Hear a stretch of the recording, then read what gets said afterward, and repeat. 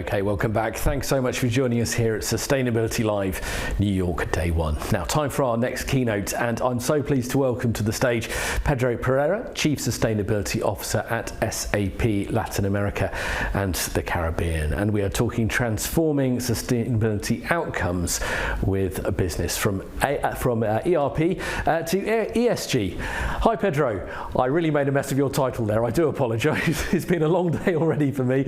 So good for you to join us here today. How are you? Very good. Hello and welcome everybody here from Miami. Fantastic stuff. Thank you so much for joining us. I'm sure you're going to make a much better job of your keynote presentation than I did the title of it. So the virtual floor is yours. Thank you so much. Okay, everybody, let's talk about how we can transform sustainability outcomes with business AI. And the first information that I have in the screen for you is actually an alarming news. The World Economic Forum predicts that within 10 years, corporations will face significant challenges due to climate change. For the next few years, we have things like misinformation and weather events, extreme weather events. But then when we look at 10 years down the road, situation becomes very dramatic, right? We are talking about biodiversity loss, of course, climate change affecting the Earth systems that we all rely on, the natural resources shortage. And as an executive, a chief sustainability officer that is talking to executives all over the place and different industries, we face decisions, choices.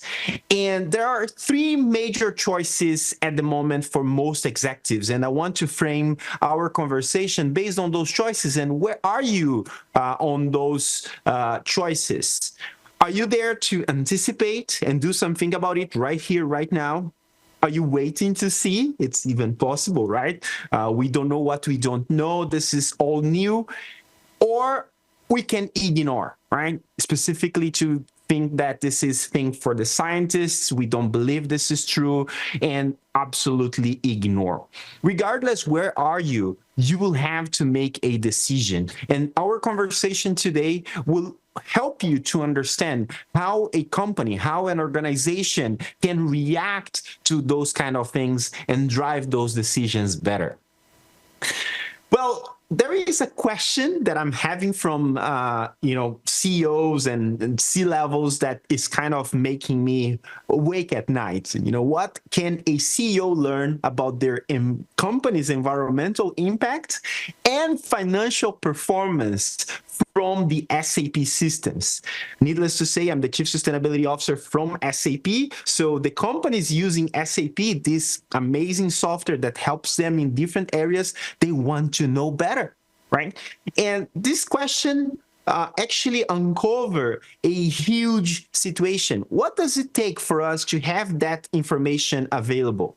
Well, I have to tell you, number one, you have to have your financial performance in place. Most organizations do. We have that very mature, more than 50 years.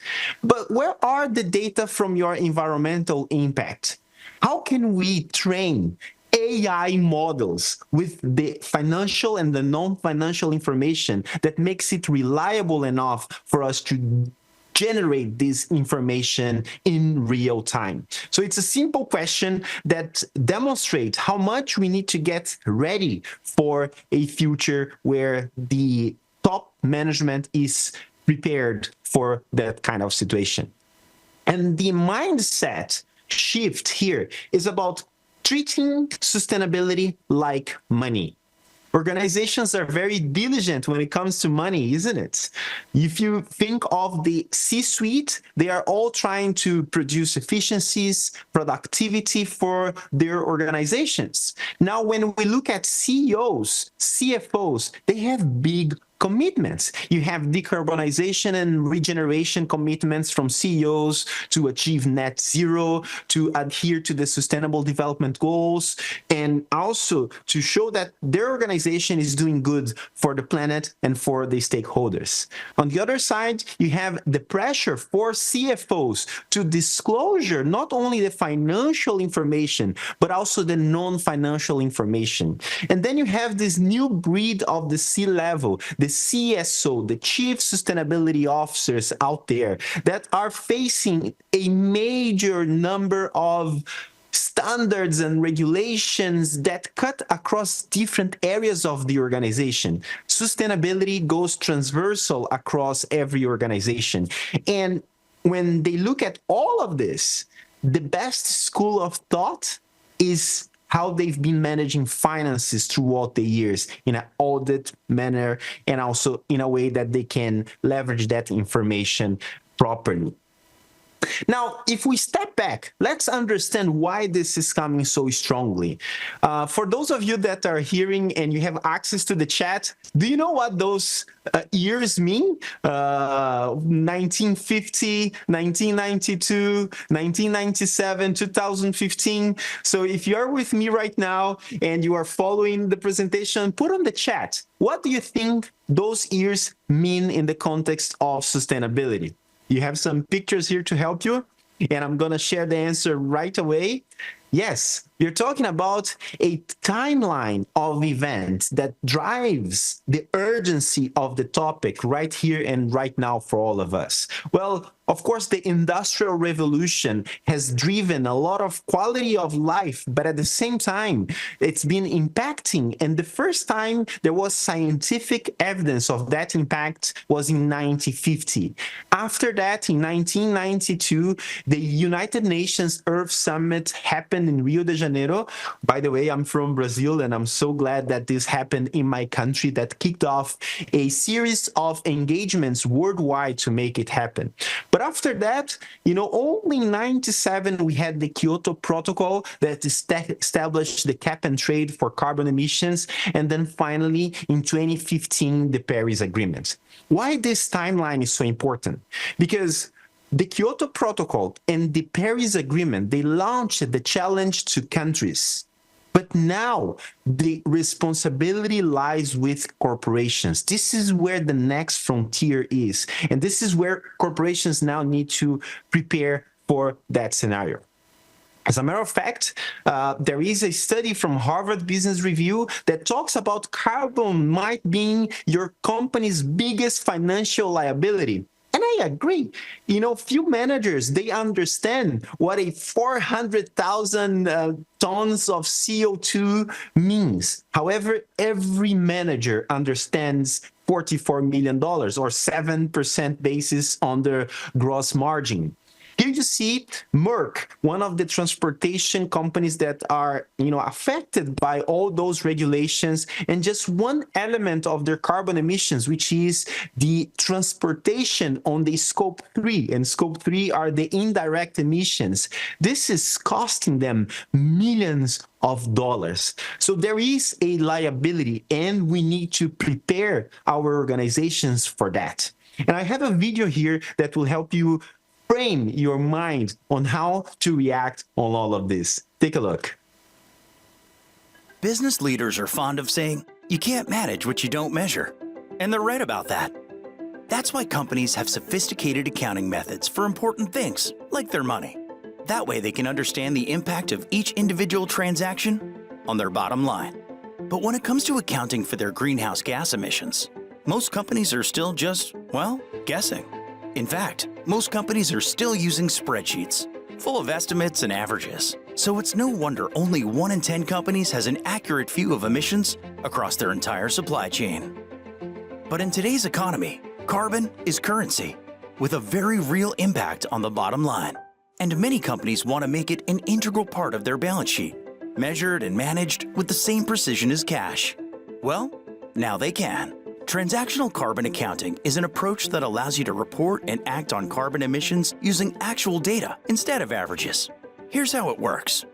Let's say you're a manufacturer of bicycles. You already know how much each bike costs to make. That's because you know the cost of each individual part, taking into account materials, labor, shipping, tax, and even currency exchange rates. But you want to include carbon in your accounting, so you start measuring the actual amount of carbon emitted at each step of the production process, from the sourcing of raw materials to the delivery of the final product and everything in between.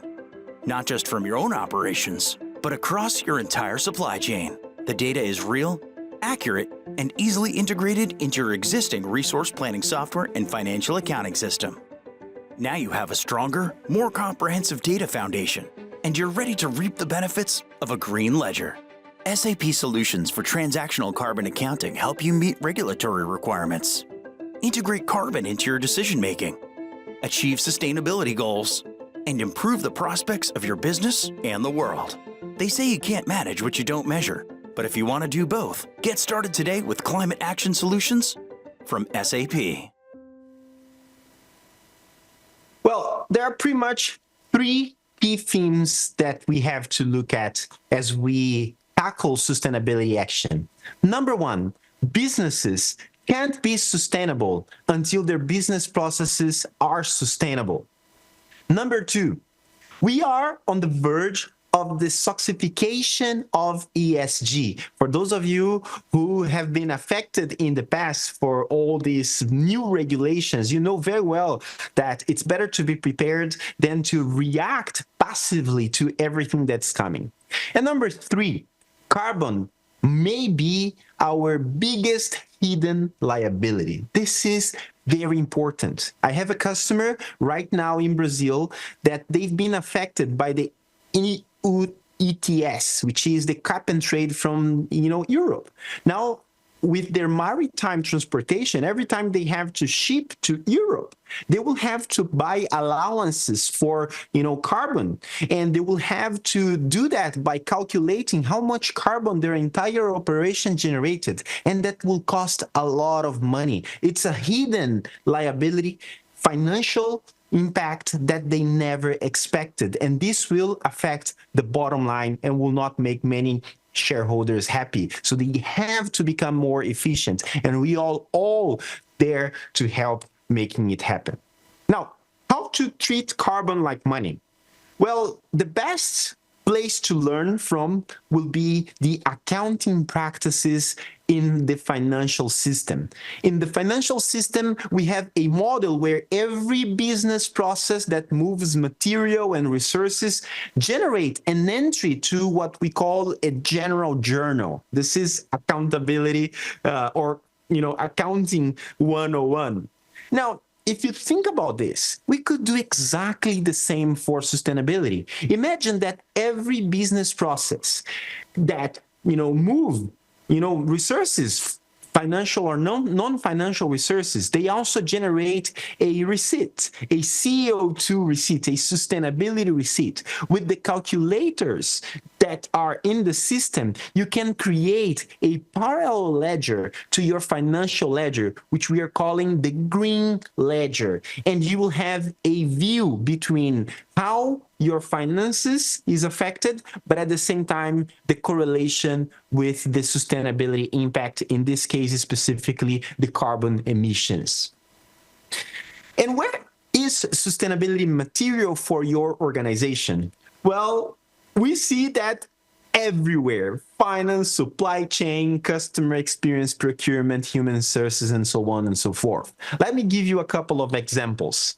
In procurement, well, everybody here have been buying from companies, and companies that purchase, they have a purchase order system. Imagine that a purchase order system will have classic information like price, delivery, quantity.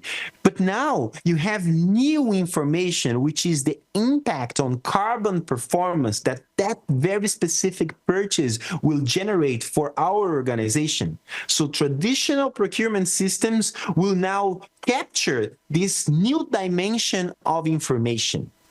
And finance will also use that kind of information to negotiate benefits and tax incentives, guarantee return on investments, reduce insurance costs. As you can see here, is my operating income going well? But how is that compared to my emissions? And that correlation can help a CFO to navigate a landscape of financing that will require from the banks, from the investors out there, that a company also do well on their sustainability goals and objectives. And that's it, everybody. all we are talking about here is a kind of sustainability that is based on data. And what is the data journey of sustainability transformation? Let me give you an example of a sustainability control tower that puts in one place all sustainability and ESG needs of one organization. Well, this data journey starts from having the metrics. What are the metrics from all those standards out there? Are they available? Are they pre-integrated with the ERP and the different systems we have in the organization? I need a catalog of those metrics to pull from and start acting on it. Then I can have a managerial view of that information. How is the achievement of each one of those metrics compared to the ambitions that my organization has set throughout the time? And finally, I can deep dive in things like carbon emissions. As you might know, carbon emissions are measured by the greenhouse gas protocol that divides emissions into scope 1, scope 2, and scope 3. And here you want to have the numbers behind each one of those scopes and the information coming not from average, but coming from actual calculations from your business processes, so you don't pay more for allowances or carbon credits, and you manage down with efficiency each one of those impacts. At the end of the day, we're looking at that level of data journey to generate what we spoke here, the green ledger, where your finance and your sustainability will have a similar entry of data, and you can see how much is my cost to operate, but also how much am I generating in carbon emissions and, helping the planet and the people in the planet, making it tangible. This is all about making things tangible. Which brings us to the sustainability action being part of 3 pillars. An ERP-centric sustainability where your management systems talk to your sustainability processes, and this becomes an integrated approach. A cloud-based sustainability action that gives you access to the latest and greatest innovations available out there.